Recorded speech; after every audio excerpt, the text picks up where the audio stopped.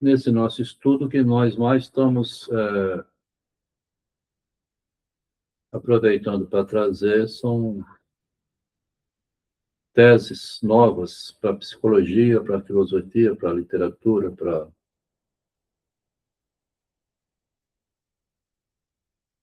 essas áreas que estudam a interface que o Machado de Assis deixou, né? Ele atuou em todas essas áreas, inclusive sociologia.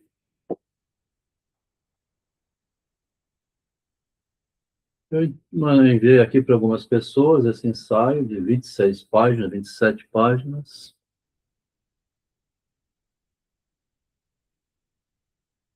Tem um leitor de Machado que lê por divertimento, né, por distração. Dom Casmurro é muito interessante. Surpreende também o Brás Cubas. Quincas Borba, né, a trilogia mais famosa, né? Mas o leitor comum, então, ele fica nesses 3 volumes ou vai adiante, Pessoal e Jacó, né? Lê também Helena. O leitor comum, ele não é um pesquisador. Ele só fica ali no texto, leu até o fim, pronto, né? Raro que ele vá também além disso. O que impressiona mais, Adriano, é que o Machado deixou um material extenso, todo ele digitalizado hoje, lá na década de 60 e 70, 1860, 1857 para frente. E eu não vi até agora ninguém publicar nada Machado de Assis e o comunismo, nem o marxismo, Karl Marx. Ele começou a estudar francês, esse registro se perdeu. A única coisa que comprova é que tem artigo traduzido dele com 18 anos de idade, né? Tá? Então, com 18 anos de idade, aqui, em 15 de setembro de 1857, o Machado, a gente dá aqui esse formal aqui, né? Esse modo formal de vestir a noiva, é necessário, né? Mas tem um modo coloquial na hora de falar. Porque começa dizendo formalmente, Machado, participando da Sociedade Petalógica de Paula Brito, que ele participava, praticando francês, a gente não sabe onde aprendeu, mas vê ele na prática, buscando emulação, né, imitação, ou fazer parecido com Lamartine, traduziu com 18 anos a filosofia e a literatura na França, no fim do reinado de Napoleão, quando terminou as guerras napoleônicas, 1815, né?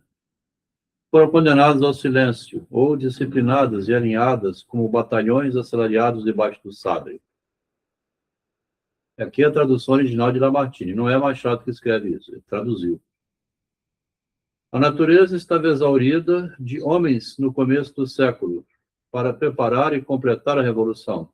A Revolução Francesa, quase todo mundo morreu, né? Porque a cabeça rolaram até para não ter mais ninguém da intelectualidade, né? Do movimento.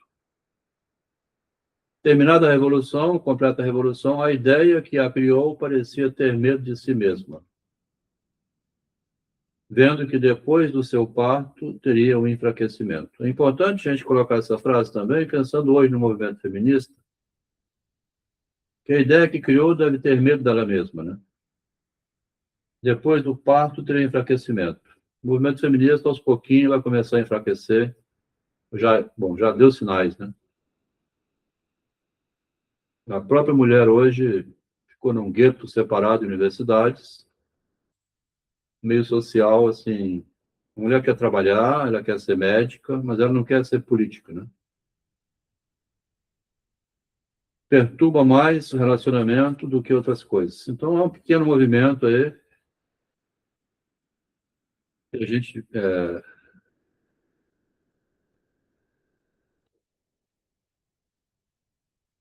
Boa noite, Maria. Então, para nossa sorte, começa a enfraquecer um pouco todo aquele inflacionamento revolucionário que, se progredisse dessa maneira, iriam tomar mais ministérios, né? Ou mais, enfim, porque quando a gente viu a Revolução Francesa terminar guilhotinando os líderes e os pensadores dela, o iluminismo que antecipou toda a Revolução Francesa, os filósofos, os dirigentes, a começar pelo rei, o julgamento, aquilo foi pior do que o parecido com a época do nazismo, né? O terror revolucionário, que é chamado, quem viu, né? Danton e o processo da Revolução. Boa noite, Maria. Quem acompanhou aquilo, estudando ensino médio, fazendo vestibular, antigamente,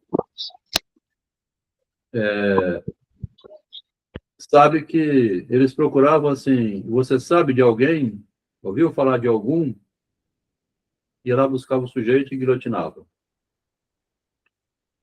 Então, a ideia que a criou, né, a Revolução, parecia ter medo dela mesma. Interessante porque vou compartilhar aqui, né? Faz parte da gente também trazer, quando fala alguma coisa. O Adelmo, interessante que eu não sabia que o Descartes tinha sido um dos principais precursores, né, do iluminismo. Começou com ele, né? Ele que deu fim à condenação de Galileu, ele publicou o Discurso do Método e a Meditação e Metafísica em 1641. Discurso do Método, 1637. No Discurso do Método, ele comenta a prisão de Galileu, a condenação à prisão doméstica, né? Mas então a Revolução teve medo dela mesma, a gente começa a ver sinais assim, ó. Porque as Proust, aquelas mulheres da vida que trabalhavam em bordel lá dos séculos passados, se vestiam melhor que as mães de família de hoje em dia. E não, isso não é uma provocação, isso é... Então as prostitutas eram mais bem vestidas, né? Do que mães de família. uma constatação. A Proust, de antigamente, sabia exatamente o que ela estava vendendo. Ela entendia que o corpo exposto tem um preço. Por isso, fora da cama, ela se cobria. A mulher de hoje, doutrinada por décadas de marxismo cultural, foi convencida de que expor tudo, em todo lugar, na frente dos filhos, na escola, na igreja, é libertação. Seja você mesmo, seja feliz a qualquer custo, meu corpo, minhas regras. Mas isso foi programado. Mas antes de continuar, já salva esse vídeo porque o que vem agora é mais grave ainda. A escola de Frankfurt e seus filósofos perceberam nos anos 30 que a revolução marxista não viria pela política. Então, mudaram de alvo, a cultura. Através das músicas, cinema, educação, mídia, moda, etc. Tudo organizado, tudo financiado. Marcuse escreveu o manual Enfraqueça a Família, Hipersexualize a Sociedade, Destrua os Papéis e chame isso de progresso, de evolução. E você acha que foi coincidência a revolução sexual explodir nos anos 60 e junto com ela vieram os anticoncepcionais? A revolução sexual, o feminismo, não libertou mulher nenhuma. Ele só deixou o homem sem responsabilidade para usar a mulher do jeito que quiser, como um objeto, sem consequência alguma. O homem nunca teve tanta oferta com tão pouco custo na história de toda a humanidade. Então tá desse jeito, né? O homem nunca teve tanta oferta barata, né? Os símbolos viraram de cabeça para baixo. A mulher que se respeita, que volta para o lar, que quer ser mãe, é oprimida e alienada. A que expõe o corpo, que amor, que não depende de macho, é consciente e empoderada. E não, isso não é coincidência. Isso é Gramsci na prática. A tomada das instituições, a corrupção da linguagem, a inversão dos valores dentro da própria cultura, não foi o patriarcado que destruiu a mulher. Foi a indústria que vendeu a destruição como libertação. E hoje, essa mulher está de short de 4 dedos e um vestido marcando até o útero na escola dos filhos, na missa, no mercado, sem perceber que não escolheu isso livremente. Ela foi induzida. Isso mesmo. E sem saber, ela está pagando um preço alto, ela, a família dela e toda a sociedade. Eu sou Valéria Xavier, reconstrutora de casamentos, e uma das minhas missões é conscientizar a mulher que dá para ser sensual sem ser vulgar. Se esse conteúdo te fez conhecer a verdade, me segue aqui. Todo dia eu trago verdades que ninguém mais está te contando. E comenta abaixo, você concorda ou discorda? Eu quero saber a sua opinião. Adelmo, Oi? o próprio Churchill, quando ele escreveu várias coisas, inclusive a ascensão de Hitler, antes mesmo dele ser aquele algoz para o mundo pelos aliados, né? Ele disse que após a finalização do nazismo, o Stalin, por exemplo, estava expandindo o comunismo, e isso tudo traria consequências muito graves. Porém, naquela reunião teve Churchill, teve Roosevelt e Stalin, ele disse que para Churchill que Stalin estava indo no caminho equivocado e que o comunismo tinha que ser combatido. E ele foi motivo de chacota, né? Olha, um gordo fumante alcoólatra dando pitacos sobre política. Então ele previu isso muito, muito antes disso, né? Tá vendo que interessante? Mas então estão aparecendo essas mulheres corajosas, com cabeça, para dizer assim, a mulher trabalhar, a mulher poder fazer, a gente vem falando tanto tempo isso, né? Poder ser perfeita, presidente, Angela Merkel, Margaret Thatcher. Eu não preciso ficar, né, com essa loucura que passou a existir no movimento. Mas o movimento revolucionário, ele é isso mesmo, né? Faz parte do movimento revolucionário a histeria, né? Histeria. Em 2013, quando teve a caminhada aqui para derrubar o Lula, meus filhos foram, encheram a rua aqui, né? Estavam quebrando vitrine. Eles nem sabem por quê. Depois o Lula voltou. O que favorece ainda mais o Lula é a ameaça ao Bolsonaro, né? Se o Bolsonaro, a família dele, saísse de cena, os políticos, né, de antigamente Tancredo, comuns, né? Fernando Henrique, assim, fizesse um acordo, não seria tão difícil botar um governo de centro sem esses extremos que estão assistindo. Mas isso não é o nosso caso. Nós só estamos aqui estudando e mostrando esse vídeo, lendo aqui, então, essa passagem, que a ideia que criou a Revolução, isso aqui quem escreveu era Martini, né? A ideia teve medo do que ela mesma criou quando viu o monstro que surgiu. E depois de haver um parto, né? Parece até o parto do narcisismo, lá em Freud. Freud teve um parto difícil quando pariu o narcisismo, escreveu ele. E veio para aquecimento também da psicanálise ali, né? Era um movimento psicanalítico grande. E o Freud explodiu em 1914. Então, esse modo de estudar a psicanálise, né, responsavelmente, e outros movimentos, como disse essa senhora aí do vídeo, né? A gente não é contra, vai quem quiser, a gente está esclarecendo. Ela diz assim, estou esclarecendo. Nós temos filhos e filhas, né? Então, é uma questão séria, se você quer, igual ela mostrou no vídeo. A filosofia e a literatura condenadas ao silêncio, completa revolução, a ideia que ela criou parecia ter medo de si mesma, uma ideia teve medo do que ela mesma criou. Boa noite, Ricardo. Obrigado por ter vindo. Uma ideia ter medo do que ela mesma criou é um fenômeno, né? Uma ideia teve medo do que ela mesma criou e foi condenada ao silêncio. Se Karl Marx viu na Revolução Francesa o poder do operariado, Machado viu outra coisa, lendo Jean-Martini, né? O iluminismo, com o poder do imaginário, o jogo da petalogia nas relações de poder simbólico e o consequente temor pelo perigo. Esse pensamento, pela petalogia, será tomado como eixo orientador do Machado de Assis, seu objeto de interesse, que está no livro anterior.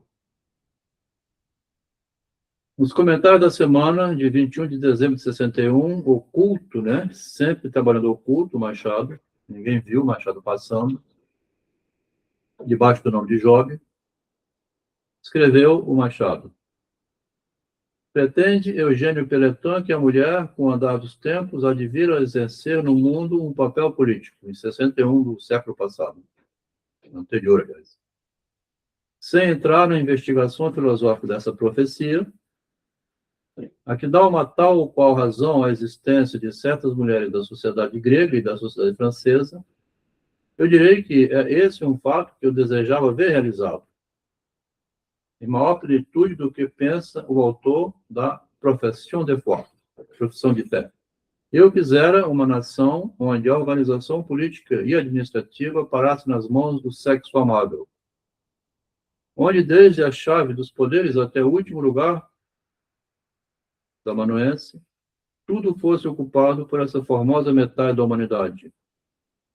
O sistema político seria eletivo, a beleza e o espírito seriam as qualidades requeridas para os altos cargos do Estado, e aos homens competiria exclusivamente o direito de votar na mulher. Que fantasia! Mas enquanto esperamos a realização dessa linda quimera, a mulher cabe em outros papéis, que se não satisfazem a inspiração de um humorista, podem contemplar plenamente o espírito de um filósofo e de um cristão. É, por exemplo, a da mãe de família, etc. Né? Bom, Machado, como se for uma Sibila de Cuma, ele faz uma premonição ali, né? Nostradamus, faz profecias, mas ele nega, sem entrar nas investigações filosóficas da profecia. Ele estende a profecia, desde a chave dos poderes até o último lugar do amanuense, tudo fosse ocupado por essas lindas beldades. Essa análise machadiana, então, né, naquela época, é um prenúncio da futura revolução feminista. Enquanto esperamos a realização da cena da quimera, a mulher cabe em outros papéis, mãe de família, etc.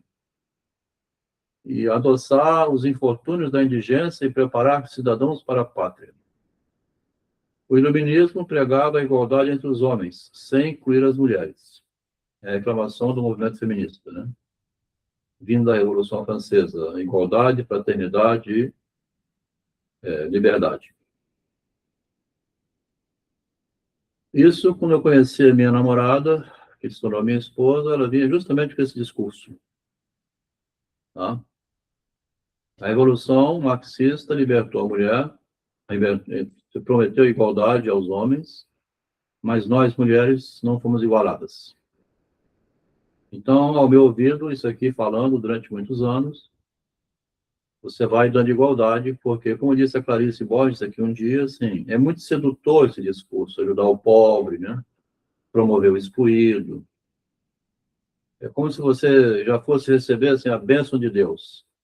Eu ajudo os pobres, os miseráveis. Já sou, então, é a mensagem cristã essa, né? A mensagem religiosa. Esse será o protesto de Ana Rosa, em 68, que vai aparecer logo adiante. Burlar a ordem, diz ela, criando estratégias e formas alternativas para contrapor tal sistema. Do ponto de vista do empoderamento do narcisismo, a profissão do lar é degradação, como disse a palestrante aqui, né? Inferiorização. E é contra essa exclusão social que surge o movimento político. A realização, porque o feminino tornou-se político, né? Eu tenho uma colega que participou do primeiro livro, depois ela teve lá as questões pessoais dela, que não participou mais. Ela combateu sempre isso aqui, falou assim, uma bosta depois que o feminismo tornou-se político. Essa palavra aqui no meio tornou-se motivo de problema, né? A realização dessa linda quimera finalmente se tornou realidade. O sistema referido pela autora Ana Rosa sustenta-se no pensamento do sujeito excluído, tema da obra de Karl Marx. Machado, aí vai. Machado, nesse recortezinho, né, tomou a mulher, entretanto, a sua questão é genérica.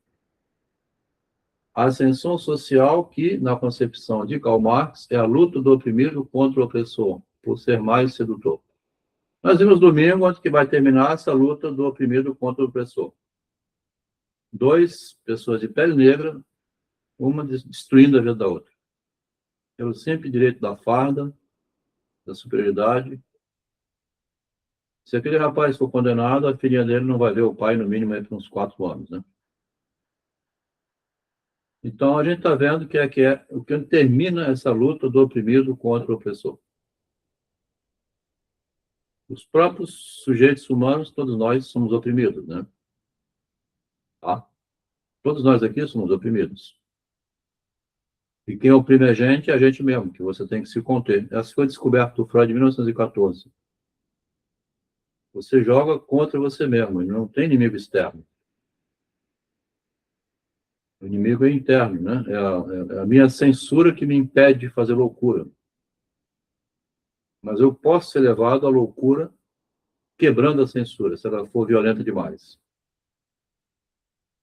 Então, por ser mais sedutor. Em Hoje é Vental, Amanhã Luva, de 1860, um ano antes, então, aquele fragmento ali em cima, tinha incluído a ideia de ascensão social em Hoje é Vental, Amanhã Luva, onde ele mudou ao original francês, porque interessava ao Machado, baseado nisso aqui que a gente já leu agora, então, né? Mostrar como que as ideias postas em práticas pode dar certo por um lado no movimento individual, igual fez Rosinha, né? O romance, que está aqui hoje presente, o Daniel, né? Os colegas de grupo leram, a Márcia, na época, já lemos isso aqui. O texto inteiro tem só o fragmento. O Bento, abrindo a porta dos fundos, ninguém mais, não vejo ninguém aqui, desempenhei meu papel, estou contente, a Rosinha, subiu um degrau na sociedade. Eu vou ficar assim? Alguma baronesa não me desdenharia de certo. Virei mais tarde. Aqui parece essa Sibila de Cuma do Machado, que ele vai amarrando por dentro o texto dele, né, igual um cirurgião, assim, corta, depois costura, porque ele vem mais tarde, lá no final, com o nome de Bento Santiago, né? Ele deve ter pensado no futuro, assim, não, já tinha isso, vou botar Bento e Santiago. Mas o leitor comum, como a gente falou aqui nesse início hoje, ele lê o texto, ele gosta da história, mas ele não sabe mais do que isso, não. Ele fica no nível dessa leitura, sem ir perseguir. Boa noite, Joelma, obrigado por ter vindo. Então, quando ele dá o nome de Bento Santiago, ele tinha um Bento lá atrás que tinha dito que viria mais tarde, né? E vai subir degraus na sociedade. O poder imaginário de criar utopias surge em Machado, no Conto País das Quimeras, de 62, publicado no jornalzinho chamado O Futuro. Estamos no País das Quimeras, respondeu ela, a Sílfide, né, que levou o título.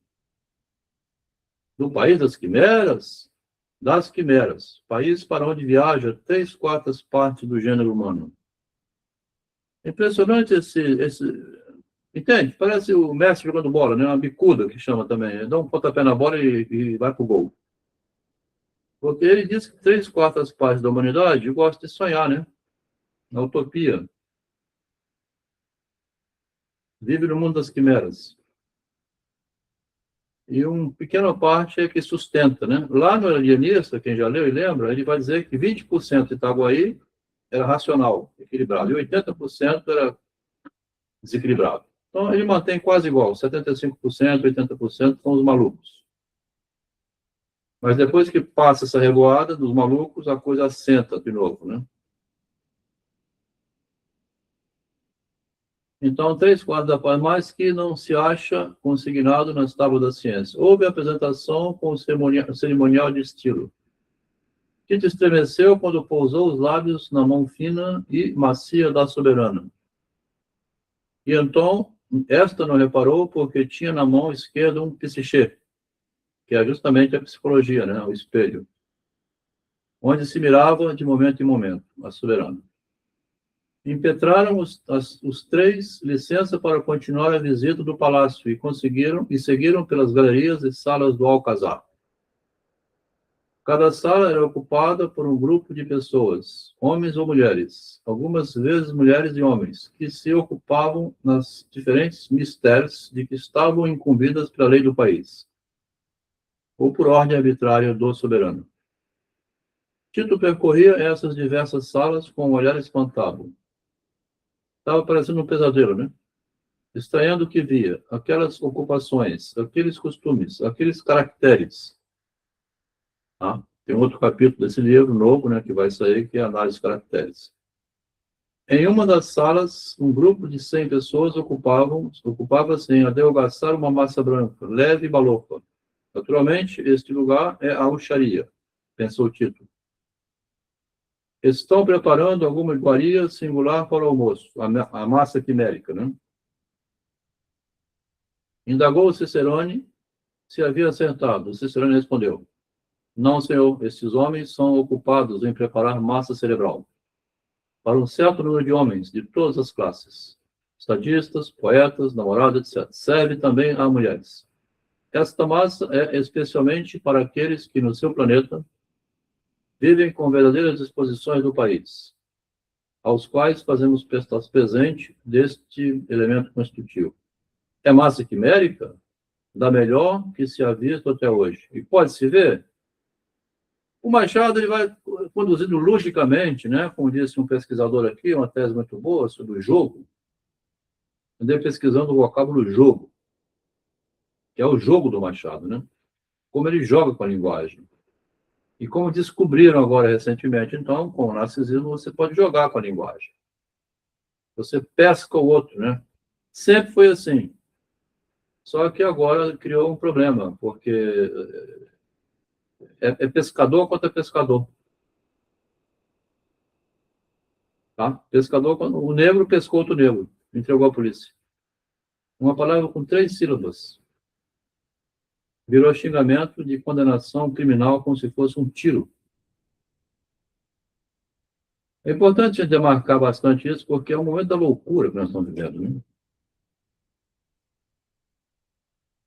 O Cicerone sorriu, chamou o chefe da sala, a quem pediu um pouco de massa. Esse foi, com prontidão, ao depósito e tirou uma porção que entregou a Tito.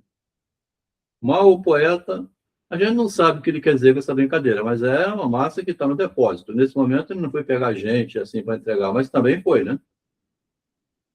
Tito ficou confuso, mas o chefe, batendo-lhe no ombro, vá descansado, disse. Nós temos à mão matéria-prima bastante, né? É da nossa própria atmosfera que nos servimos e a nossa atmosfera não se esgota. Este chefe tinha uma cara insinuante, mas, como todos os quiméricos, era sujeito a abstrações. Está vendo?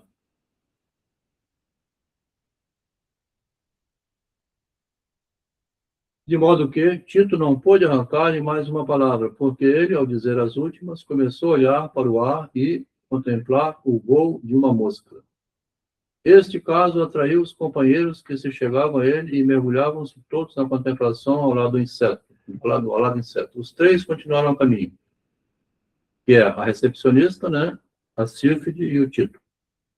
Mais adiante, uma sala onde muitos quiméricos à roda de mesas, então eles estão lá, né, nessa viagem do Tito no País das Quimeras.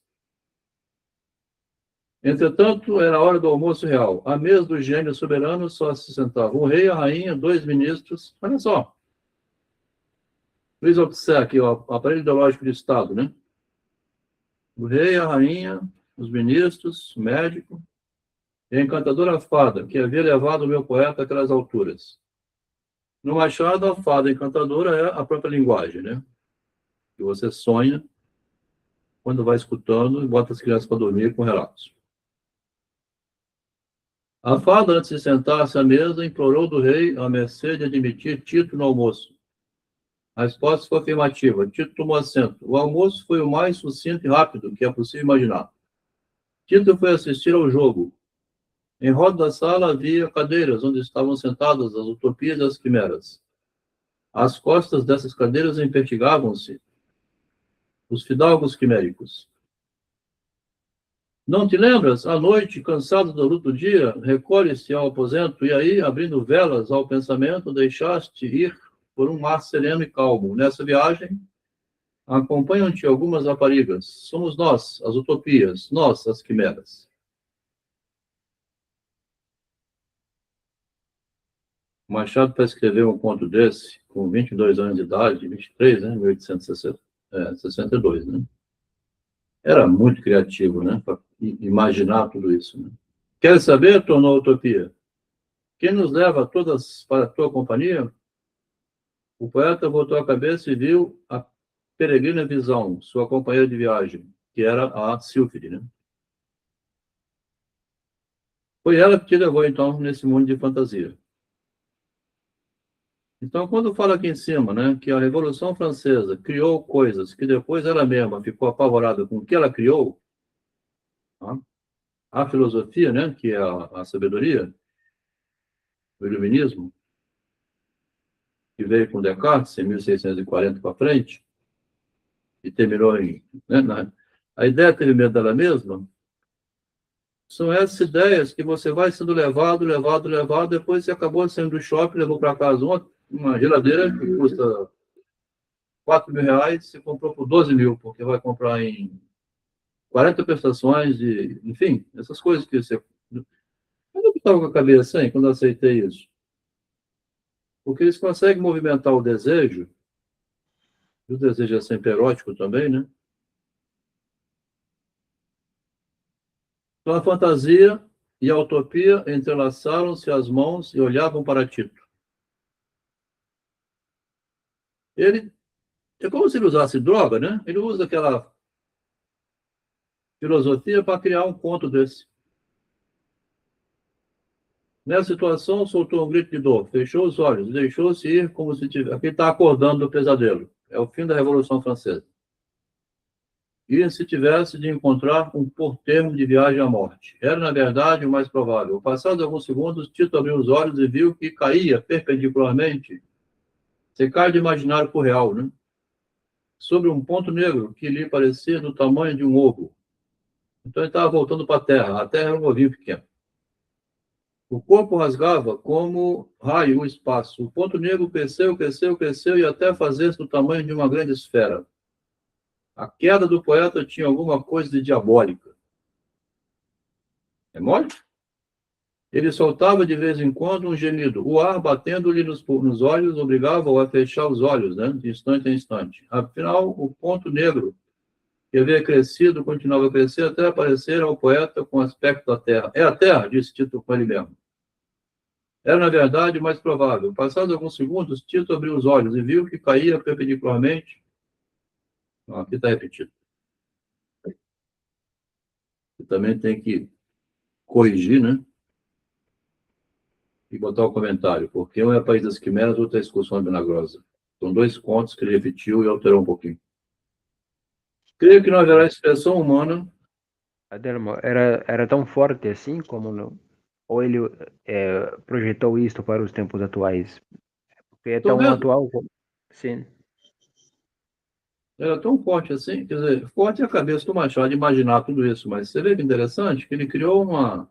É quando você lê um livro, que você vai no mundo dos sonhos, tem um conto que aparece logo depois, chamado Anjos das Donzelas. Cecília, com 15 anos, ela vai ler tantos clássicos da cultura humana, e ela então acha assim, nossa, o amor é um horror, credo, só dá crime, morte, violência doméstica, né, igual está agora. Ela decide não casar. Eu tenho um filho com 28 anos que falou assim, pai, tá vendo o que aconteceu com o seu casamento? Tô fora, hein? Não quer saber de mulher, vai ser um solteirão. E tinha uma namoradinha, passou por uma tragédia das mães, né? Tanto dele quanto da namorada. Continuando. Creio não que não haverá expressão humana para mostrar a alegria que sentiu aquela alma perdida no espaço quando reconheceu que se aproximava do planeta natal. Curta foi a alegria. Tito pensou e pensou bem que, naquela velocidade, quando tocasse em terra, seria para nunca mais levantar. Teve um calafrio. Viu a morte diante de si e encomendou a alma a Deus. Aqui, Adriano, eu boto a questão aqui assim, será que isso aqui é notícia de Dostoiévski, que no Manifesto Comunista de 1848 foi condenado à morte, quase foi morto? Pode ser que sim, pode ser que não, né? A gente não tem um dado confirmatório. Assim foi, ou antes veio até que, milagre dos milagres, caiu sobre uma praia de pé firme, como se não houvesse dado aquele infernal salto. Então, ele deu um salto para cima e caiu. A primeira impressão, quando se viu em terra, foi de satisfação. Depois, tratou de ver em que região do planeta se achava. E caiu na Sibéria, olha aqui. Né? A vela estava gasta, a galga não sei o quê. Então, ele retornou para casa. Desde então, Tito possui um olhar de lince. Mais perscrutadora. Tipo assim, não vou mais entrar nesse movimento, né? Se homem entrar na cabeça miolos ou massa quimérica, devo declarar que poucos encontram que não façam provisão dessa última espécie. Diz ele, e tenho razões para crer, que eu entro no número dos pouquíssimas exceções, que não acredito em milagres, né, em fantasia, em libertação, né? Em que pese aos meus desafeiçoados.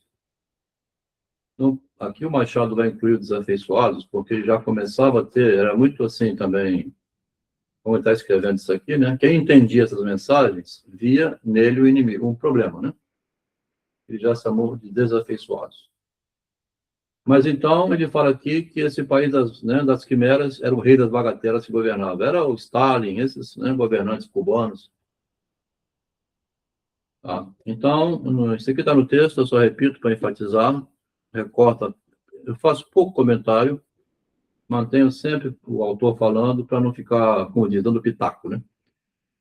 Basta marcar em negrito, que eu não preciso repetir embaixo tudo que já marcou. O que é a citação? É você buscar só o negrito e botar na tese de doutorado, né? Se está em tese de doutorado, é você botar só as frases e construir um texto enorme seu.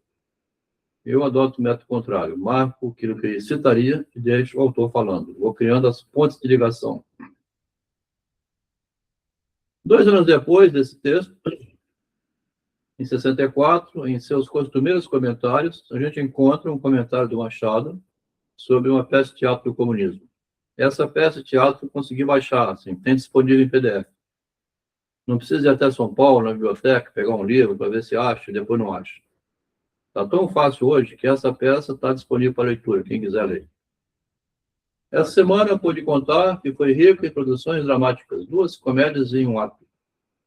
2 autores, um é estreante, a Taliba Gomensório, que era 22 anos na época, tá? Médico. Estudante da Faculdade de Medicina, ó.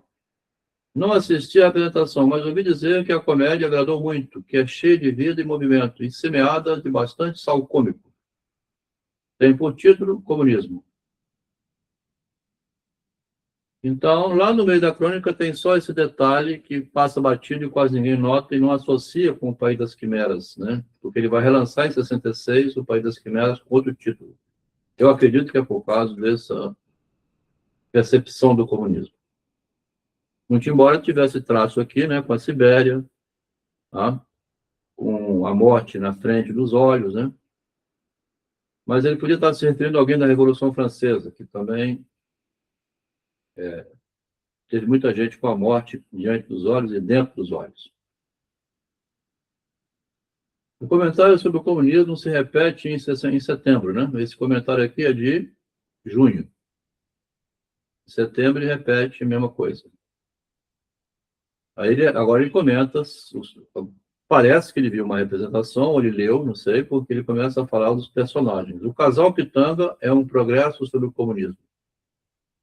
O casal Pitanga, a intriga é mais bem ligada, e o movimento mais natural, posto que estas 2 condições não estejam ainda aí cabalmente preenchidas. O diálogo e o estilo estão muito acima do diálogo do estilo do comunismo. Quer dizer, ele está comparando 2 peças, né? Acho que eu confundi aqui. O casal Pitanga está falando uma peça e ele disse que é o estilo do comunismo que seria outra peça, porque ele comentou que tinha 2 peças, né? Nesse mesmo ano, ele publica, então, O Anjo da Donzela. Mostra a leitora Cecília apaixonada pela leitura de clássicos românticos, tragédias do amor, e, capturada pela leitura, orientou a sua vida por ilusões lidas em livros e desiste de todos os pretendentes e permanece solteira. Viveu no País das Quimeras. A fada imaginária fala através da linguagem. Tá? É o convite, né? São as palavras que direcionam o sujeito. Era do interesse de Machado comunicar a psicologia manipulativa da manipulação subjetiva. Então, não é marxismo, né? Porque quando ele faz isso aqui, também é marxismo, né? Mas quando ele faz isso aqui, ele está indo por romance. Como que a linguagem manipula, né? Com o Manifesto Comunista e outras obras, Karl Marx produziu revoluções por meio de livros, manobrando com a linguagem de modo escancarado. Mas Machado de Assis prefere fazer a travessia do Rubicon sem ser visto. Ele vai escondido, publicando ficções, sem direcionar muito a cabeça do leitor.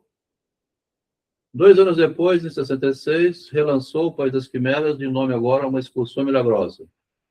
Somente por milagre se consegue viajar até o País das Quimeras. Parece que ele estivesse dizendo isso, né? Ele trocou o título, mas ficou bem elegante, né? Aí de 62 a 66, né, em 4 anos, somente por milagre você viaja a Excursão Milagrosa ao País das Quimeras. Na reescrita, após algumas páginas, olha que interessante, né? Ele percebe essa jogada, o Tito, o Machado. Aqui deixa de falar o autor para falar o protagonista. Ou deixa falar o outro, né? Evita você ficar falando. Não quero tirar o encanto natural que há de ter a narrativa do poeta reproduzindo as suas próprias impressões. Esses 2 contos são iguaizinhos. Eu tinha enviado para o Melk, enviei para o Daniel, enviei para várias pessoas lerem. Você consegue ver onde é que está a diferença? Olha, Delma, eu não consegui ver. A diferença está no meio do texto aqui, né? Tito levantou-se e recuou. Eu levantei-me e recuei. Tem a mudança do ele para o eu, né? Eu não estou narrando a história dele. Agora é o Tito quem narra. A narrativa anterior era o Tito levantou-se. Agora é eu, que sou o Tito, levantei-me. Aqui deixo de falar, então. Eu paro de falar, porque fui eu que falei antes, em nome do Tito. Agora, é o próprio Tito que dirá. Não sei se Tito esperava um balão para a viagem. Era de esperar um balão para a viagem. Tito repetiu maquinalmente. Eu maquinalmente repeti. Durou a ascensão algum tempo. Tito não podia pensar. Eu não podia pensar. Engano dele, engano meu. Subíamos. Isso passou rápido pela mente do poeta. Isso passou rápido pela minha mente. Então, eu me enganei. Não é ele se enganou, ou foi enganado. Eu me enganei. Eu li e me enganei. Você não entendeu? Não, não. Mas está escrito no texto, o que você não entendeu? Ah, eu pensei que era uma coisa, mas era outra. É isso. Como disse, ele não pensava. Como disse, eu não pensava. Há uma mudança de perspectiva. De alguém que fala por mim ou sobre mim, agora sou eu quem falo.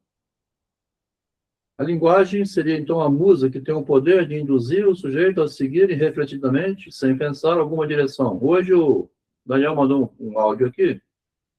Ele estava lendo o conto Relógio Parado, que é de 1 ano antes de Capitu, 1898. Com que a mulher direciona o Correia, né, para ir à guerra, matar o marido, e ela ficar viúva, e em vez de ela casar com ele, ela dá o pira. Ela só queria se vingar dele, que ele era um homem que traía, né? E esse conto, de 1898, o João Fonseca, que era o marido da Maria Rita, ele foi à guerra com uma mulher, a prazeres. O Machado, naquele ano de 98, que vai aparecer daqui a pouco nesse mesmo texto, ele estava observando porque já começava a ganhar força as publicações do feminismo no Brasil. A gente vai daqui a pouquinho vai ver. Então, ele está chamando aqui o motivo para a responsabilidade, né? O motivo da mudança é ressaltar a responsabilidade por uma decisão tomada. Ele escolheu seguir a idolatria. Você quer ir? Quero. Tá? O personagem foi conduzido pela musa, seja doutrina, seja figura feminina, figura de linguagem, o amor à língua, a paixão humana. Tito se aventura em um mundo de utopias e quimeras. Terminada a narrativa, tem uma mudança. Tal é a narrativa de Tito, a viagem que ele, Tito, fez, e não eu. E que ele narrou, né? Esta pasmosa viagem serviu de muito. Quando a gente pega esse conto, 62, e pega o de 66, a gente vê que houve uma mudança grande no final. E quem lê assim de montão, né, tem que ficar comparando lado a lado. O leitor comum jamais vai pegar um conto e fazer isso aqui, né, botar um lado do outro, né? Não vai. Ah, isso, é isso. Só quem faz isso é o pesquisador de doutorado. E teria que fazer isso, né? Mas eu não vi nenhuma tese que explicasse. Eu vou explicar a diferença de país das quimeras com a excursão milagrosa. Não tem nenhuma.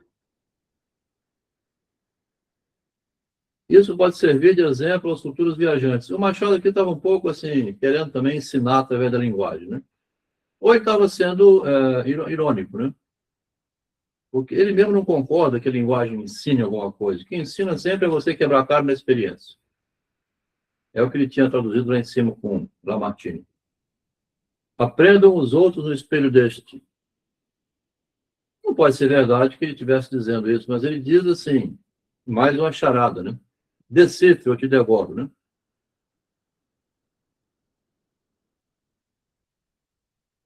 Então a ideia é o seguinte, né? Tito, foi você que escolheu. Você quis ser feminista? Quis. Eu quis sim. Beleza, vai em frente. Você quis ser marxista? Quis. Você quis ser nazista? Quis. Também quis. Você quis isso, aquilo outro? Tá. Já está bom demais se eu resolver só a minha vida. Não preciso querer salvar o mundo, não. Se eu salvar a mim mesmo, já está ótimo. Tito é transportado por uma sílfide para o mundo dos sonhos. O sujeito corre risco. Joaquim Serra escolheu publicar a sua peça, não vou deixar de fora porque é muita coisa, né? Eu sei que em 66 também tem esse artigo, né? Essa peça de teatro chamada Forcas Caudinas. E as Forcas Caudinas, ele também cita a Sibéria, tá? Foi quando desterro para a Sibéria. A Sibéria é um paraíso. No conto extraordinário País das Quimeras, Machado elabora uma utopia. Estamos no País das Quimeras, país para onde viaja 3/4 da humanidade. É verdade que 3/4 da humanidade, 3/4 da parte do gênero humano, prefere sonhar acordado. É lógico, né? Agora, por exemplo, a derrota na Copa do Mundo derrubou, né? O Brasil perdeu. Sonho acordado que ia ser hexacampeão. A fantasia é preferida ao real. Não deixe de ser verdade essa preferência, embora a fantasia não alimente. O movimento político subversivo induziu a mulher a pensar-se excluída. Foi a reclamação aqui da escola de Frankfurt, que a colega fez pelo vídeo. Note, leitor, o recurso machadiano. Deixa de falar o autor para falar o protagonista. Vamos dar voz à protagonista. Então, vou deixar falar a mulher. Tratado de Emancipação Política da Mulher e Direito de Votar, de 1868, ela publicou no pseudônimo, aqui, com sigla, né? A mulher nasceu livre, a mulher geme em ferros. Que é absurdo negar a todas as mulheres direitos civis, porque os cuidados da família, da casa e família, consomem todo o seu tempo. Parece um depoimento feito numa sala do Freud, né? Por que eu falo isso também? Sabe-se que na época tinha costureira, aqueles lugares seguros, né? Que a mulher é muito corajosa em ambiente seguro. Então, hoje também é assim, né? Não mudou muito, não. Aqueles ambientes seguros, foram grandes espaços fora de casa, surgiram as médicas, mas não foi suficiente. As engenheiras, né? As diretoras de empresa. Mas parece que não é essa igualdade que está interessante. Isso aí era o movimento feminista. Virou outra coisa agora. Era como excluir todos os homens da Assembleia. Então, ela começa o depoimento muito vingativo, entende? Ó, excluir a mulher e deixar no lar é como excluir os homens da Assembleia. É a mesma coisa. Porque são alguns marinheiros, outros soldados em serviço ativo, ou negociantes, cujo negócio requer toda a sua atenção e energia. A mulher nasceu livre, a mulher está em ferros nesta época de hoje. Em ferros é aquele negócio do escravo, né? em que tudo respira liberdade. É tempo de considerar este objeto e tratar de uma reforma que se poderia chamar a mais magnífica deste mundo. É tempo que o homem, neste século de luzes, há o iluminismo aqui, né? No meio do texto. Quando grita liberdade, compreenda a dignidade da mulher e a baixeza do abuso de forças. Fosse primeiro protesto contra a... Aí eu cortei.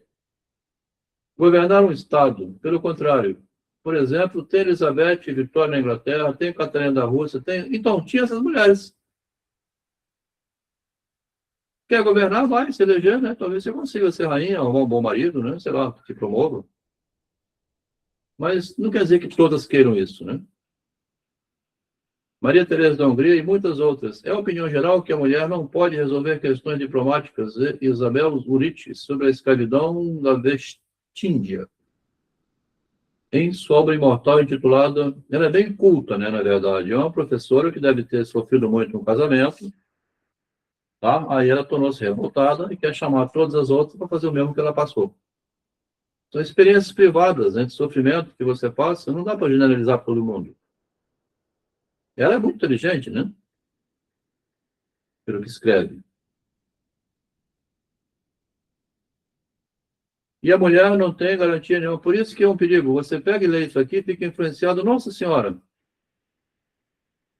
Todo mundo prejuízo, né? É isso. A influência é igual a Cecília lá de Anjo das Donzelas, que não casou por isso. Ou você desiste ou você insiste, você sai do chão da realidade sua, para seguir o pensamento do outro. Triste sociedade onde está no trono e o outro no pó. É muita miséria, né? Entre escravo e senhor, não há sinceridade. A mulher há de sempre ser pérfida ao homem enquanto existirem essas condições. Essas condições acabaram e pérfida não terminou, não. As funções domésticas não são bastantes para a mulher. Como se o homem não devesse ser mais que marido e pai. Na verdade, também, eu tenho um colega que falou assim, Adelmo, para mim, a revolução feminista tinha que ter acontecido há mais de 100 anos, rapaz. Minha mulher é médica, eu não faço porra nenhuma. E ela gosta. Aí eu fico na minha. Olho as crianças, né? Mando lá em casa e estou o tempo todo livre. Interessante, tá? Assim até eu me casaria, Delmo, nesses termos. Nesses termos até eu me casaria também. Para ficar em casa, tranquilo, sem fazer nada. Alguma coisinha ou outra. Arranja uma feminista autêntica, né? Adel, eu conheci um rapaz aqui na cidade que ele se casou com a médica e ele cuidava das crianças, né? E ela que trabalhava, sustentava a casa, ele não tinha ganho nenhum. E aí, com o tempo, eu acho que ela enjoou disso e ele começou a usar drogas, né? E se separou e ele suicidou-se há pouco tempo. Olha só.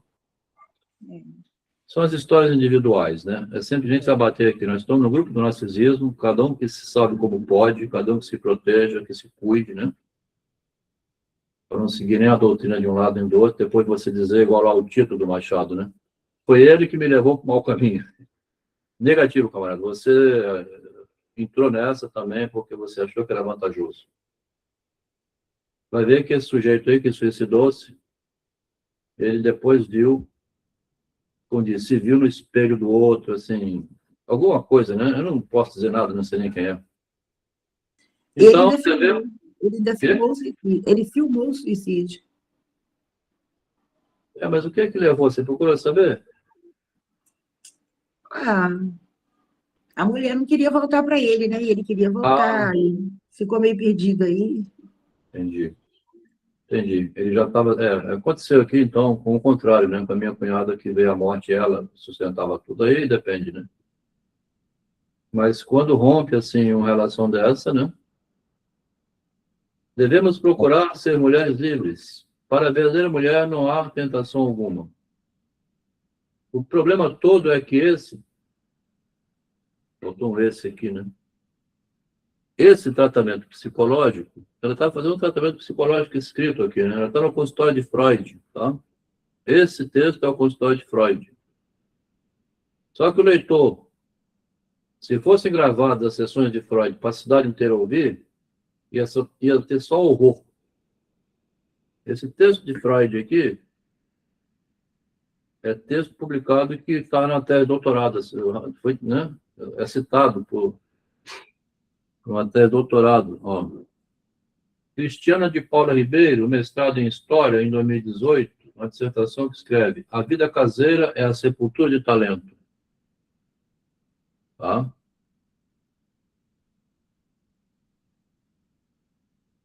Ela foi lá ler essa tese, esse texto, né? Que ficou guardado, que o que é que essa menina pensa do marido, se ela tem filhas e filhos, tá? Se o filho dela, se ela tiver filho, né? Vai sustentar essa posição. Não quero dizer que você vai casar, nem eu quis, né? Uma mulher que fosse doméstica. Eu tenho que dizer isso também. Eu tenho minha responsabilidade nessa história, né? Era casado com uma mulher que queria ser do lar, só. Casei com 23 anos, engravidou logo. Me separei, larguei ela para trás, segui com uma feminista, que teve para 3 filhos. 40 anos depois, terminou o casamento. Aí que eu vim entender que empoderamento é você criar uma pessoa que depois, né? Foi até bom, porque permitiu a liberdade para dizer essas coisas. Se eu tivesse casado, não podia dizer isso. Né? Fiquei 40 anos sem falar nada. Vim descobrir no final que o empoderamento também envolve isso. Mas a culpa é minha. É Tito narrando a sua história. Né?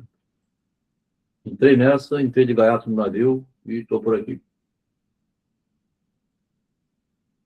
É difícil você pegar no narcisismo uma pessoa que denuncia a si próprio, né? Fala assim, que merda que eu fiz, né, rapaz? Não tem problema nenhum, não, isso. É a querela, né? Que a Simone de Beauvoir vai citar no livro dela. O desejo de querelar. Vence o melhor narciso na quadra da argumentação. A questão ronda a rivalidade na linguagem, o poder simbólico. O homem que não for escritor nem hábil no jogo da língua, com a figura da linguagem, ou que for precipitado, já nasce derrotado. É o masculino em geral isso aí. O homem não tem articulação com a linguagem que tem a mulher e jamais terá. Porque a linguagem é a arma da mulher, né? O revólver da mulher são as palavras. O homem é a brutalidade, é o impulsivo sempre, né? Do qual ela se serve, quando quer, chama, né? O sistema é imaginário, no sentido de que ele se espalha influenciado por meio da imaginação. É a cultura de Frankfurt, que disse a moça. Livros são obras imaginárias. As autoras do feminismo deveriam incluir em suas obras a seguinte passagem. Deu lindo, bradou angustiadamente uma voz de mulher à porta de uma colchoaria. O Bion ouviu o grito, voltou-se e viu que era. Era um carro que descia e uma criança de 3 ou 4 anos que atravessava a rua. Os cavalos vinham quase em cima dela, e por mais que o cocheiro fosse sofreasse, Rubião atirou-se aos cavalos e arrancou o menino do perigo. A mãe, quando recebeu das mãos de Rubião, não podia falar, estava pálida e trêmula. Algumas pessoas puseram-se a altercar com o cocheiro, que talvez vinha depressa demais, né? Mas um homem calvo que vinha dentro ordenou-lhe, vai embora com esse caminhão, vai lá, dá atenção a essa gente não, embora. E fosse andando. O cocheiro obedeceu assim quando o pai, que estava no interior da colchoaria, veio para fora, já o carro dobrava a esquina de São José. Já quase ia morrendo, disse a mãe, se não fosse esse senhor. No gesto heróico e impulsivo, né, da inconsciência do narcisismo. Ô, Adriano, toma um café aí, rapaz. Ô, dá um belisco. Bom, se você quiser, né, participar. Estou acordando todo dia às 3h30 da manhã para trabalhar e 12 horas por dia é algo difícil, né? Mas assim que possível eu tento permanecer quando mudar a rotina de trabalho. Muito obrigado e boa noite a todos. Obrigado, valeu, camarada. No gesto heróico da impulsividade, né? Porque estão acusando o homem de ser impulsivo também agora. tá? Nas críticas, assim, o homem é impulsivo, mas quando precisa, elas querem, né? Então ele vai no ato heróico inconsciente do guerreiro salvador, é ali que incide o grito, o socorro vindo da mulher. A autora do texto acima, a ETS, não leva em conta que, para a mulher, são exigidas condições especiais de segurança. A mulher é muito corajosa no ambiente seguro. E quando está em insegurança, ela grita por socorro. Em 69, na Semana Ilustrada, aqui a gente vai começar agora uma série de textos inacreditáveis, que a gente vai poder ver o seguinte, são todos machadianos, pelo modo de escrever, pelas referências, só que não são ainda, são inéditos, então, né? Esse capítulo do livro aqui, que está para sair, até o ano que vem, a gente deve incluir essa observação. Textos inéditos de Machado que ninguém viu, né? Esse comunismo ideológico, né? Mas não do Marx. É comum na linguagem você ser enganado, né? Como foi, por exemplo, aqueles 1000 anos que, né, da Idade das Trevas, governado pela Santa Sé e governado pelas Escrituras. Então, vamos ler alguns textos que são Semana Ilustrada, 69, começa. Quem nos dará um Francisco Manuel, que nos limpe. Tem que tirar essas. Eu falei com o Daniel que ia corrigir essas coisinhas para enviar, né? O Daniel, veio um professor interessado, o Marcelo, que o Daniel localizou, que está interessado em ler esse capítulo. Pode enviar, Adel? Espera, deixa eu corrigir esses erros. Os aferes, os rangos, os afrosos, os elevés, os charmãs, não cuide a sombra do grande poeta que se for embora. Cá estão a corromper-nos a língua. Esse modo de escrever é inconfundivelmente machadiano. Eu admito que o francês nos vista, nos penteie, nos perfume e nos offenbadiche. Transforma em verbo, em adjetivo, Offenbach. Admito que nos mande os seus romances de Terrail e as suas filosofias de Conte, as suas ninfas, Lucena e os seus viajantes reclusos, mas que ainda, por cima de tudo, nos faça da língua uma manta de retalhos. Tá? Fazer da língua uma manta de retalhos, né? É o problema da Torre de Babel. Aí já é demais. Abro agora mesmo o Jornal Brasileiro, leio uma correspondência de Paris escrita em francês e traduzida cá. E o que é de ler? Trata-se de um rapaz sem vintém. A correspondência diz que ele não tinha a bolsa guarnecida de moedas. Essas células são reservadas aos prevenidos e perigosos. Tomou o partido de se nutrir como os outros. Escrito inconfundível. Então, neste mesmo ano de 69, Machado publica Luiz Soares. É porque num conto tem a chave de leitura do outro. Numa crônica dá a pista do outro conto. Esse mesmo ano tem o Luiz Soares. 300 contos. É muito dinheiro para comprar o miserável. O autor insiste na posse do dinheiro. É melhor ter 300 contos do que 30. O comunismo, né? Comunismo aqui, então, é comum eu querer dinheiro. Todos nós queremos, né? Pergunta alguém aqui, tem alguém no grupo que não quer dinheiro? Tá? O comunismo começa a rondar de perto o pensamento machadiano. A questão do comunismo é o interesse em tomar a propriedade e o dinheiro do outro, alheio. 1870. Imagine o cozinheiro obrigado a fazer um bife sem carne. Então é a posição de um cronista sem assunto. Então é o Machado aqui, inconfundível, né? Para qualquer lado que eu me volte, que já tem outra crônica que fala quase igual a isso, que é do Machado. Essa aqui não é reconhecida como sendo dele, não. Nós estamos procurando também assim, critérios bibliográficos para reconhecer o que é a autoria machadiana. No meio desse pacote vem o critério bibliográfico. A bibliografia publicada, né? Para qualquer lado que eu me volte, não vejo nada que vale a pena uma reflexão. Tudo caminha com a monotonia de um relógio e a indiferença de um cavalo magro. E, no entanto, é preciso encher aí umas 3 colunas da semana, porque os leitores não querem saber da penúria do cronista. É demais, né? pagam para ter colunas cheias. Nesses dias de escassez, podiam introduzir um costume novo. Encher a semana com receitas. Tem que sair catando, né? Eu tinha que ter aqui, sabe quem? Uma secretária, né? E pegar esses textos, se fosse a Delma, tem o meu aqui, vou tirando para você, tá? Que o Marquês de Maricá era orgulhoso, é coisa que refere aos seus contemporâneos. Ocorre-me, justamente, uma anedota. Eu não queria voltar ao meu país sem conhecer um homem ilustre a quem se pode dar o nome de La Rochefoucauld. Que lhes pareça a resposta. Marquês não deixava os seus créditos por mãos alheias. Não esperava o juízo da posteridade.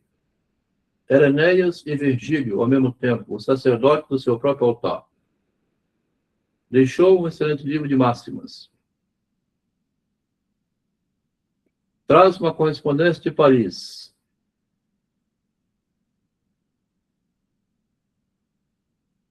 Como uma justiça render justiça a algum assunto, né? Como dizia um personagem do Alcazar, que está lá no País das Quimeras, do mesmo Alcazar. O Machado sempre cita esse Alcazar, né? Que era onde ele frequentava. É que os revolucionários não escondem as suas opiniões, dizem o que pensam sem lhe tirar uma vírgula. Deixemos lá a Revolução Francesa. Banquetear o aniversário de uma execução. Então ele vai enfiando no meio dos textos os reis se lembrassem de beber a saúde de algum revolucionário executado. Olha, em julho de 70, eu quase não escrevo nada no capítulo, é um pedacinho só. E vou pondo para o leitor ler e tirar conclusões. E eles reclamam disso, né? André, você não explica nada. O estilo machadiano não permite disfarce. Começou com: imaginem um cozinheiro obrigado a fazer um bife sem carne. É a mesma coisa que um cronista sem assunto. Então, continuando. Eu não sabia até aqui o que era maçonaria. Aqui ele vai misturar maçonaria com comunismo, assim, esses grupos que vão dirigindo as coisas, né? Destrói a família porque prega a maçonaria, né? Prega o comunismo da mulher e a abolição da propriedade. Tal é a maçonaria olhada por dentro com os olhos desvendados. O comunismo da mulher, a mulher não é propriedade exclusiva do marido, diz o verbete. A Comuna de Paris, eclodida em 18 de março de 71, tá vendo? Foi uma das mais importantes insurreições populares. Então eles elogiam ainda. A capital francesa foi evacuada assim que as massas populares a tomaram. Tudo muito poético, né?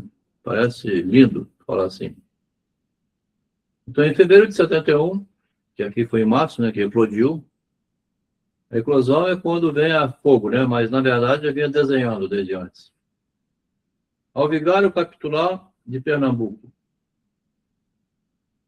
O comunismo parecia condenado à condição de miserável quimera.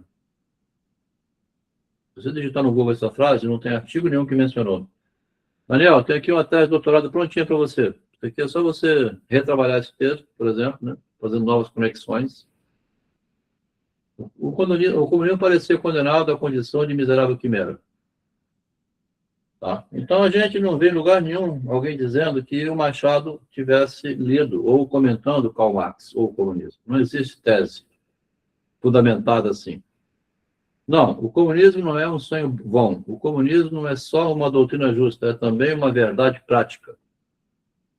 E o espírito imortal que inaugurou o comunismo. Tá? E aqui no meio tem um homem do Rubicon passando aqui escondido, Márcio, tá vendo? Tá acompanhando aí? Olha aqui, ó. No meio do texto está passando o homem do Rubicon assim, com... Ele passa assim, o homem do Rubicon passa assim, ó, com papel para ninguém ver. Escondido. O que ele fala? O homem do Brumário, biscoito Brumário, né, do Marx, e o homem do Rubicon.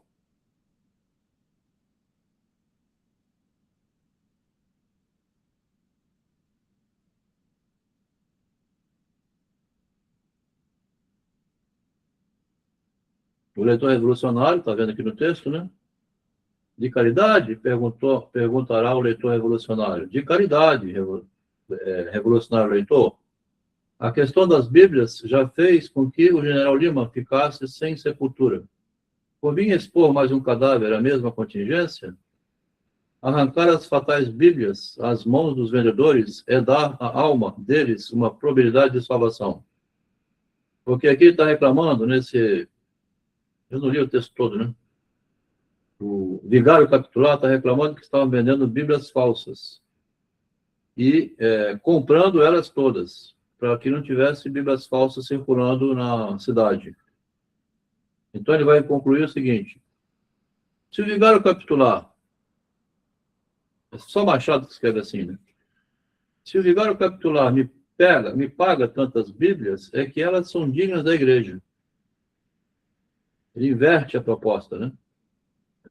Já que está comprando Bíblias falsas para tirar de circulação, e, portanto, do povo, e o homem continuaria a vendê-las. Então, já que... Vamos fazer mais, então, né? Bíblia falsa é baratinho fazer, o vigário compra para não estar circulando, e é porque a igreja merece. Tá? Então, inverte a proposição, né? Ela merece ter Bíblias falsas lá para ficar rezando, ou aí já é sacanagem, né?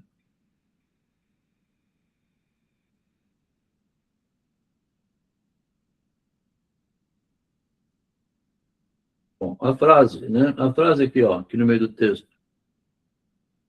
O comunismo parecia condenado à condição de miserável quimera, não se encontra citado em nenhum artigo. Menções ao comunismo. Em 71, explodia na França a Comuna de Paris. Karl Marx, orgulhoso e atento aos resultados de sua doutrina, publicou. Então, Marx estava vivo, né? Que morreu em 1883, né? 81, né? Publicou em 71. A partir dos membros da comuna, todos que desempenhavam cargos públicos deviam receber salários de operários. Tirar todo mundo do poder, gerente das empresas, assim, botar os trabalhadores lá. E deixar eles ganhar o mesmo salário nosso. Como é lógico, a Comuna de Paris havia de servir de modelo a todos os grandes centros industriais da França. Uma vez estabelecido em Paris e nos centros secundários do regime comunal, o antigo governo centralizado teria que ceder lugar. Então, o Machado, aqui é o Marx, vai escrevendo à vontade, tá? A guerra civil na França. Para quem já foi militante petista e comunista, né, e defensor da igualdade, ajudando a derrubar, nada melhor do que rever essa posição ainda, né, enquanto estou vivo. Eu tenho muitos colegas que... O que aconteceu com o Adelmo? Militantes antigos do PT aqui da cidade, né? O que aconteceu com o Adelmo que ele saiu disso? Parece mais completa, loucura romper justamente o caminho de Damasco. Daqui a pouco eu vou botar para rodar aqui a sua leitura, Juliano. Rio de Janeiro, maio de 71. E que me dizem ao conflito dos bondes? O senhor Grinaldi, então começa. Quase que se pegam é a expressão mais perfeita. 7 de maio de 71. As coisas da igreja não devem sair à rua, nem as da rua entrar na igreja. Aqui vai falar da comuna, no meio do texto. Aqui eu só estou falando rapidamente, como se fosse um Vitor Sei lendo aqui só no meio, porque também a gente não vai ler todas as crônicas, né? É deixar uma curiosidade para o pesquisador, assim, então tem isso? Tem, está lá. Né? Vai lá ver. A comuna concede-lhe o que seja das luzes. Nega-lhe qualquer outro título. Essa é a sua ideia. A questão é gravíssima, e por mais absurdo que nos pareça o gosto de ir morrer a tiro para não pagar a renda da casa, nem por isso o drama parisiense perde o interesse.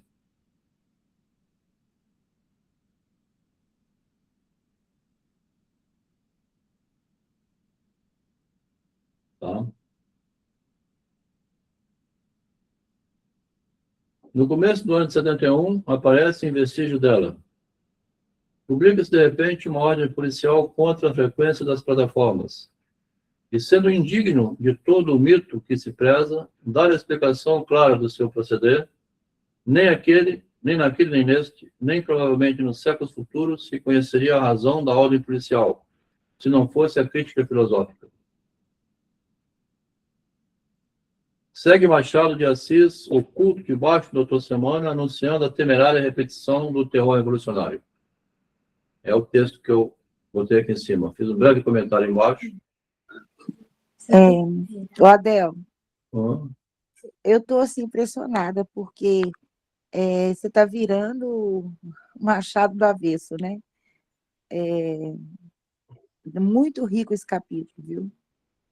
Impressionante. Porque ele está aqui comentando, né, os historiadores do século XXII, quando, lá no futuro, eu até passei por cima, eles vão ler isso aqui, diz ele. Pretender provar a existência de um personagem real com aquele nome. Porque em 71 era a hora da civilização. Vai dizer aqui, tá? Os bárbaros, né, estão subindo, então estão fazendo aquela civilização ao modo deles, né?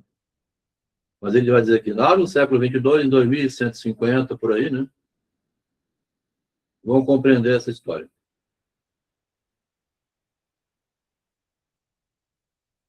(28 de maio de 71). Para qualquer lugar que a gente se volte, dá de rosto no elemento servil. Almoça-se, janta-se, ceia-se, vive-se do elemento servil. Há elemento servil assado e cozido, elemento servil com espinafres. Escravos, né? Trabalhadores. Com ovos, com manteiga. Difere o acessório. O principal é sempre o mesmo, elemento servil. Desde o senador ou deputado até o mais pacato freguês do carcelé, tudo fala e pensa no grande assunto. Porque em 71 aqui, né, estava começando a lei do ventre livre. E era o assunto na cidade. O Machado aproveita para converter sempre ironia. Esse quer ver o ventre livre, ó. Cada qual trata de imitar o governo e faz o seu projeto salvador que vê logo a luz da imprensa. O Machado é ironista, né? Ele é meio anarquista, porque no meio dos comunistas tinha os anarquistas que gostavam daquilo para fazer anarquismo. Ele aproveita que estão querendo fazer a lei do ventre livre, que era uma coisa boa, né? Pelo menos a criança que nasce livre. Isso não é ruim. Mas ele transforma em piada.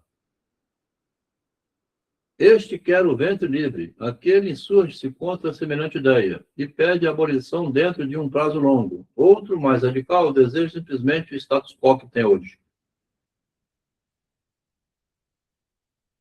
Então, muito fazer por nada, né? Aquela comédia de Shakespeare. Tentar fazer muita coisa por nada. O Machado ficava de fora criticando, né?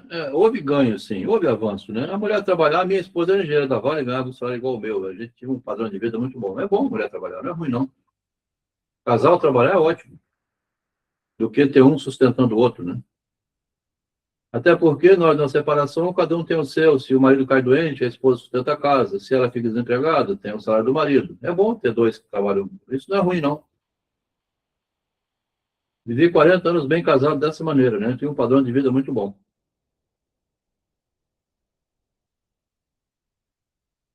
Mas também vem depois assim, agora eu quero a liberdade. Beleza. Disse A, é verdade que com essa ideia copiamos a Comuna de Paris. Então, a lei do ventre livre seria uma cópia, tá? Da Comuna de Paris. Está copiando Paris, o comunismo, dando liberdade. É possível, mas a Comuna de Paris é também uma cópia da Revolução Francesa, né?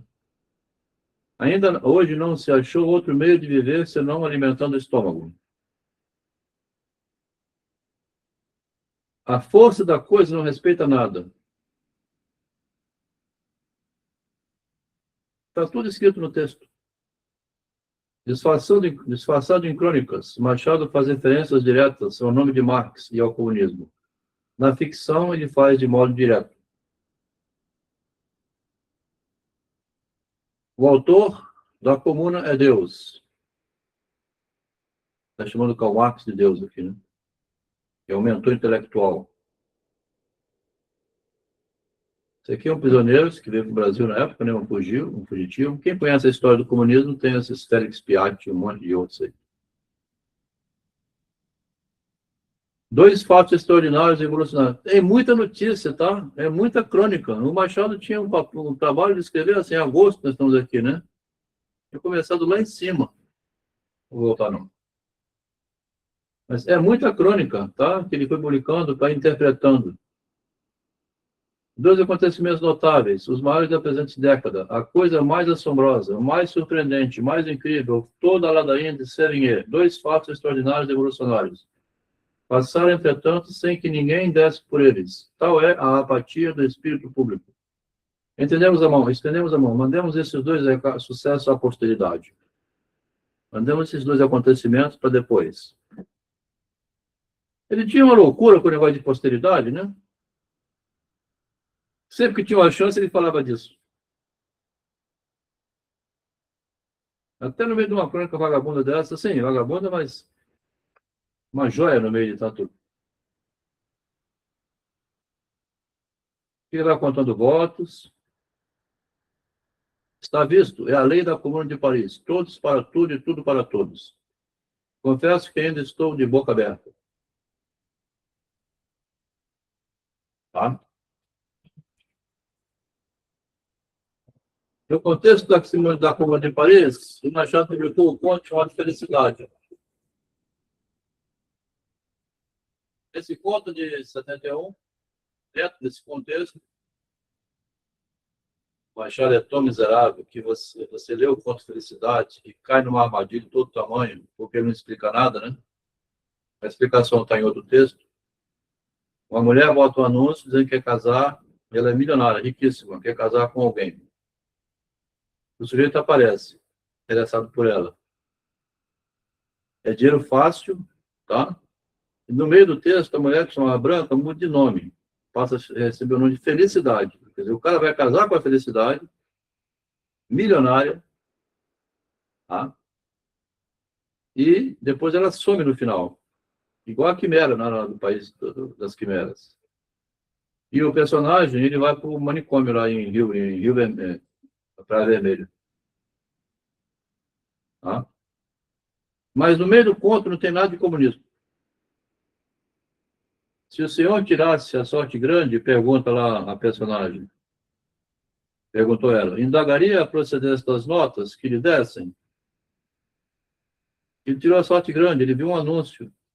A mulher riquíssima queria casar com ele. É porque o Adriano não está aqui, ele ia gostar dessa parte. Entende? Se você ganhar essa sorte, tiver a sorte grande, você ia perguntar, de onde que você obteve esse... Por que você me dá esse dinheiro? Claro que você não ia perguntar nada disso, não deixa, eu boto na minha conta. Então, esse casamento com a felicidade, aqui tem, o Daniel está acompanhando, tem o Barão de Rothschild, que é muito citado pelo Freud, né? Em 1913, essa família Rothschild procurou o psicanalista Freud. Eu sou a felicidade, adeus. Aí ela vai embora, igual a Sílfide, né? Mendonça seguiu dali para a polícia, e da polícia para a Praia Vermelha, onde faleceu tem um homem. Enlouqueceu. Se era possível ver estrelas ao meio-dia. Né? No mesmo ano de 71, no Jornal das Famílias, Machado, também atento, publicou um conto em que comenta sobre o comunismo, que é o caminho de Damasco. Mas a fortuna que nos dizem ser cega, naquele caso, teve uma vista de lince, né? Adivinhando que é necessário afiançar a vida a quem não era capaz de ganhar a vida. Então, você tem que dar para quem não consegue ganhar. A família de Jorge tinha de sobra com que manter a existência e satisfazer os caprichos. Desta maneira, podia ele dormir tranquilamente e acordar em paz. A senhora Dona Joaquina era o verdadeiro dono da casa. Nesse conto, ele cria uma personagem que é bem atual, assim, em termos de mulher autoritária, né? Minha mãe também era autoritária, não era comunista, não era nada disso. Era mandada de casa e pronto. Dona Glória, minha mãe. Dona Joaquina era a verdadeira, o dono da casa. Clarinha parecia reunir as qualidades necessárias para o papel de sua companheira. E o médico, que tinha intimidade com Jorge, confiou-lhe tudo. Jorge aconselhou-lhe a arma epistolar. Parece as epístolas de Paulo, de São Paulo aos judeus, aos coríntios, nem gregos, nem troianos. Nem homem, nem mulher. Uma revolução através de epístola, que é o que o Marx fez também, né? Com cartinhas. Esta carta é que eludia. Já sabemos que a moça não só não lhe respondera, mas até parecia fugir ao pretendente. No meio do texto, ele vai enfiando, né, as rígidas doutrinas da dona Joaquina. Daí a pouco vieram chamar. O Karl Marx, eu estive em 2019 viajando pela Alemanha, ele tem busto em todas as praças, na Alemanha capitalista. Ele é útil para o empresário. Tá? E qualquer lavrador rural pensa igual Marx. Ele planta o chuchu, planta o milho, planta o feijão, arroz, ele tem que comprar a semente, plantar, der o sol, a chuva, colher, vender, guardar o que sobra, guardar o dinheiro para alimentar-se durante um ano, aquilo é a mais-valia. Ele é empregado dele mesmo, né? Meu pai foi lavrador rural a vida inteira e depois comerciante. Ele era patrão de si próprio. Então, precisa ter a mais-valia, que é a sobra, para o dia de amanhã, né? A Bíblia fala de 7 anos de vacas gordas, 7 anos de vacas magras. Você tem que guardar a provisão para o futuro, né? A doutrina comunista de Marx não está errada, não. O único erro dela é você querer fazer isso no território do outro, né? Beleza, ele plantou milho, vão lá pegar para mim. Aí não dá, né? Não pagava só estas. Na sociedade em que ele ocupava um dos primeiros lugares, havia também uma casta de homens cujas doutrinas comunistas tinham o único defeito de só se aplicarem às ideias alheias. O Machado lê pelo verso, né? Ele vai lá, pega o que tinha proposto e fala assim, uma utopia, isso é uma ilusão, né? Viver com o dinheiro do outro, né? A doutrina comunista tinha um defeito, que é querer o dinheiro do outro.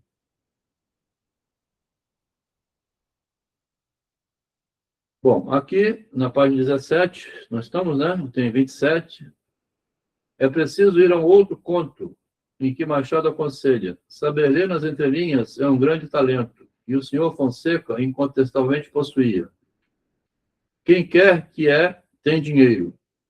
Seja quem for, tem dinheiro. Pensava ele. Aí escreveu em Canseiras em Vão. A frase aqui se quebra em duas, tá vendo? Como é que ele faz? Metade da frase é o autor dando um recado, né? Saber ler pelas entrelinhas é um grande talento. Aí é o Machado falando para o leitor. Em seguida, ele volta para a ficção, que o senhor Fonseca incontestavelmente possuía. Tá? Mas que o leitor também deve ter. Tipo assim, né? A malícia. Então, ele põe numa frase, se você quebrar em duas, você fala assim, essa frase ele está falando para mim. Mas ele, continuando para frente, volta à ficção. Saber ler pelas entrelinhas é um grande talento que o senhor Fonseca tem que ter, né?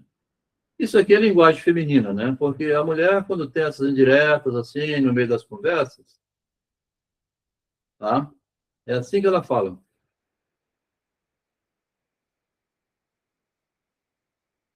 Quando a minha inteligente estava querendo, foi depois que voltou da Alemanha, querendo separar. Um dia eu estava no café na mesa da cozinha, ela veio com a música do... Esqueci o nome da banda alemã. Ich heiße dich. Que é o título é esse. Ich heiße dich, eu te odeio. Aí eu perguntei, o que você falou? Aí levantou toda assim, sem graça, foi... Aí eu fui lá olhar o que eu estava fazendo, fui passar roupa assim para desfazer a frase que soltou. Mas o que você quer dizer com essa frase, esse raio disso? Você quer me comunicar alguma expressão? Esse raio diz, esse raio começou a cantar música que eu conhecia também. Então começa lá, né, fazer o showzinho, aí cantando, porque cantar pode, né? Você tem raiva de alguém ou foi desiludido por alguém, você faz uma música, né? É o que mais tem, é isso, né? Música de sofrência. Aí eu não sei, mais encafifado ainda, né? Porque eu te odeio, né? Ich heiße dich. Quando eu comecei a comentar, esse empoderamento estava sendo um problema. Tá? Por que problema, Del? Então, emulando-se em Lamartine sobre o resultado da ideologia na Revolução Francesa, Machado deliberou, o que esse Sinar faz aqui, hein, Daniel? Você não está corrigindo, não, cara? Você é meu corretor ortográfico aí, né, rapaz? Emulando-se em Lamartine sobre o resultado da ideologia na Revolução Francesa, Machado derivou a ideia das fantasias. No comunismo de Cuba, da Venezuela, dinheiro fácil sustentado pelo Estado levou esses países à bancarrota. Cuba está completamente destruída, né?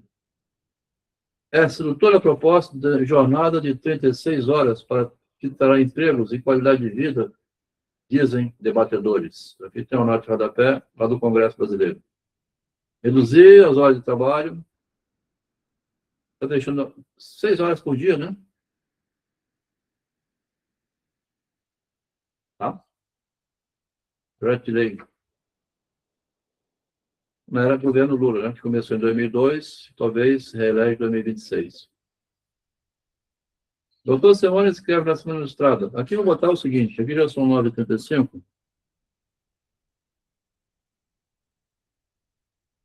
Para terminar, que não vai dar para acabar o texto todo, vou botar o áudio, né, da colega que leu hoje. De vez ou outra eu boto o áudio. Não acho conveniente, não. Ah, não acha, não? Não.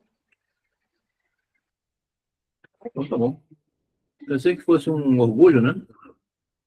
Porque eu envio os textos para os colegas lerem, para ir acompanhando. É verdade que eu pergunto fora aqui da live, antes, né, eu costumo perguntar ao Daniel. Eu achei que não fosse problema nenhum da Juliana. Desculpa, então. Não é conveniente, não vai. A pessoa lê o texto e manda um comentário. É bom que comprova, assim, que leu o texto. Tá? Não precisa coincidir com o que nós estamos fazendo, tá? Porque é muito difícil chegar até ali, né? Mas como que o leitor comum lê? E como que ele depois pode ler de novo? E é só a leitura, tá? Então,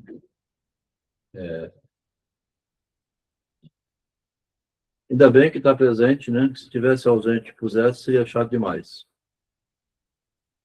Presente e acompanhando. Então, 9h40, eu vou terminar esse pedacinho e vou encerrar, porque também estou cansado. Na Semana Ilustrada, acha-se um curioso texto intitulado Ata da Reunião, no própria semana, no próprio dia, quer dizer, a reunião estava acontecendo na cabeça do escritor, porque, vamos ver, leitor grave, pela ordem. Senhor presidente, aqui ele faz uma ata de reunião. Eu participei de umas centenas de atos de reuniões dessa aqui no Sindicato de Engenheiro, no Partido dos Trabalhadores, nos diretórios, tá? Um monte mesmo. Senhor presidente, tenho a honra de propor a supressão das engenharias com que o nobre moleque nos toma o tempo. Reclamações. Diga o que quiser, esse lado da câmera. Nós somos pessoas graves e não nos deixamos levar por baboseiras. Ordem, ordem, confusão. Outro leitor. Perdendo a paciência e um botão do colete. Vossa Excelência insulta-nos. Isso aqui é igual reunião de condomínio. Reunião com gente. Ô, camarada, para com essa conversa aí, rapaz. O assunto de hoje aqui é para decidir a eleição do novo síndico. Não, mas é porque disse que essa semana gastou muita água. Quem que está lavando roupa em casa? Será que tem lavando o carro na garagem? A conta de água veio astronômica esse mês. Reuniões de gente para discutir assunto coletivo. Então, o Machado ele inventa uma assembleia aqui, né, ato de reunião, uma época em que nem tinha condomínio, nem esses partidos tinham, né, mas tinha na Assembleia, lá no Rio de Janeiro, sempre teve, né? É interessante como ele pegava uma coisa do cotidiano e transformava numa... Ficava o tempo todo escrevendo o Machado de Assis, né? Exercitando. Isso aqui antes saiu o Brás Cubas, né? Isso aqui é de 1873. Tá? O dilúvio universal até a Comuna de Paris, o cão é amigo do homem, é sobretudo a origem, a imagem da fidelidade. Aqui ele vai falar de Diógenes nessa crônica, tá? Diógenes é um capítulo do livro do Machado. Nós não catamos todas as ocorrências de Diógenes da vez passada, tá? Não peguei todas.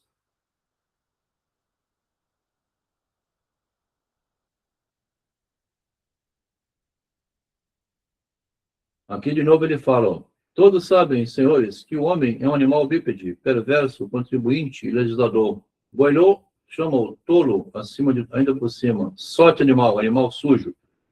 E Diógenes achava que ele era puramente um produto de imaginação. Esse homem, né? Visto que andava com a lanterna a procurar um exemplar da espécie e não achou.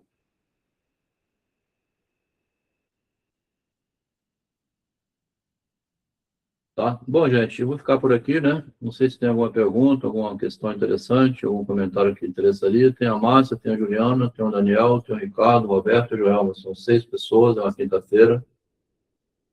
É um trabalho cansativo também esse, né? Até para o leitor ficar ouvindo um monólogo, né? Uma leitura. Mas é uma leitura bem sofisticada, né? Uma pesquisa. Boa noite a todos. Boa noite, Márcia. Você está lendo aí, a Márcia veio comentando para mim, tá? Ela trouxe o enriquecimento pessoal dela, comentando o Iluminismo, a Revolução Francesa, que foi influenciada lá pelo que lia antes, né? Perguntou hoje se tinha, confirmou hoje que tinha lido Descartes. Mas é assim, os colegas vão lendo, o Daniel lê esse texto também, fez um áudio e mandou para mim, está aqui no arquivo, né? Então a gente vai compartilhando as pesquisas, trazendo as novidades machadianas para um novo livro que vai ser ano que vem, tá? Obrigado, Juliana. Obrigado, Roberto Ricardo, Joelma e Roberto. A construção está sendo boa. Obrigado.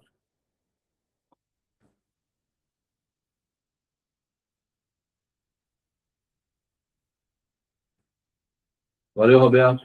Obrigado pela presença. Valeu, Ricardo. Boa noite, Joelma. Obrigado por ter presença. Você está acompanhando, Joelma?